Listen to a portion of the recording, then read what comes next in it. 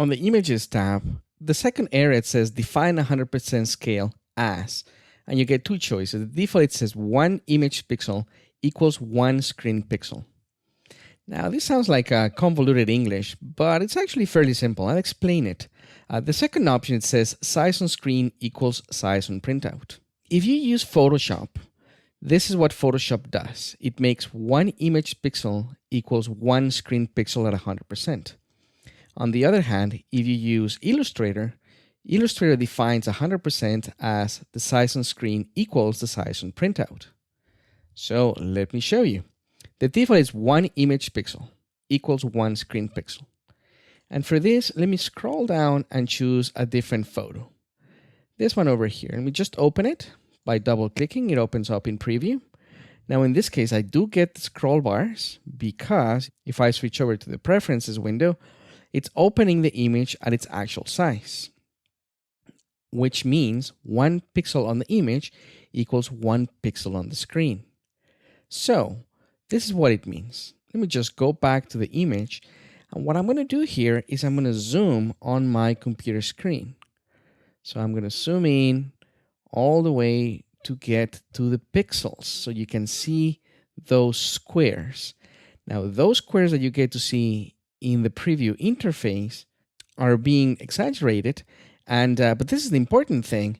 The pixels or the squares on the image itself, the ones that you see down below, let me just move the pointer down, those pixels that you see that make up the image are exactly the same size as the pixels of the computer display.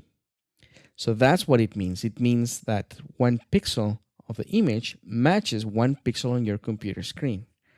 Just zoom back to see the natural resolution. So what happens with that setting here of 1 image pixel equals 1 screen pixel is that the larger your computer display, the more of the image that you're going to be seeing.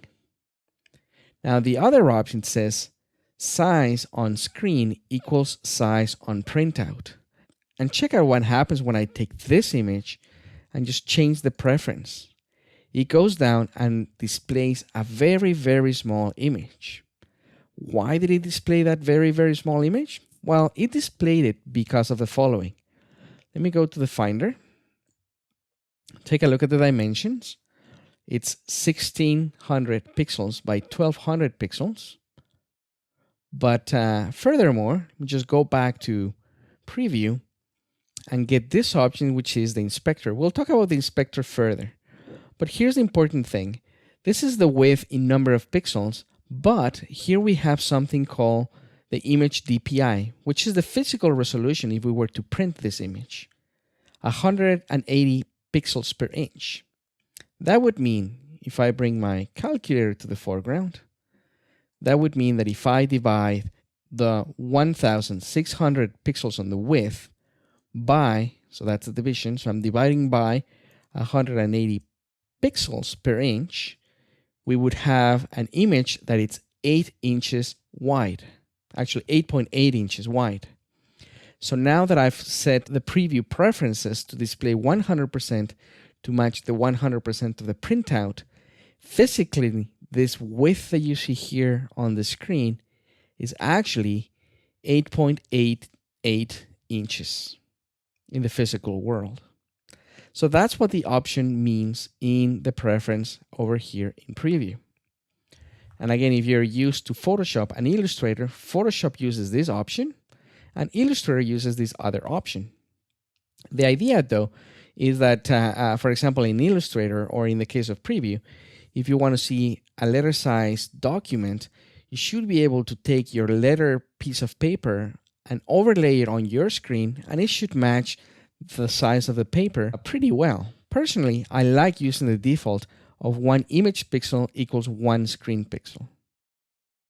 And by the way, to get to 100% in preview, the way that you get to 100% is you go to the View pull-down menu and you choose the option that says Actual Size.